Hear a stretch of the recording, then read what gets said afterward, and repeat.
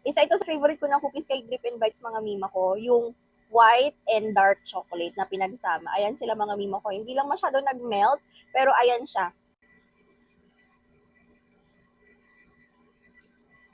Ang sarap talaga mga mi. Alam mo yung maihahalin tulad mo siya, wow, maihahalin talaga. Mako-compare mo siya sa yung mga mamahalin na cookies. Tapos, magkano ko lang ito nabili mga mima ko Kasi so, yung white chocolate. Grabe.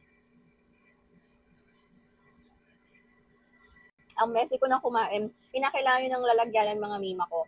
Kasi tutulo talaga yan, tutulo yung mga chocolate niya.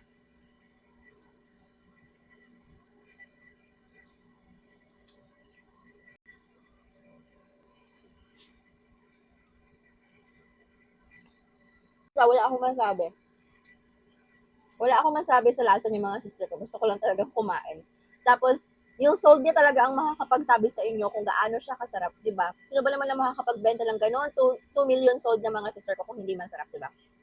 Check nyo sa Yellow Basket ko mga mi. Mag-check out na rin kayo itong Dip and Bites cookies. Bye!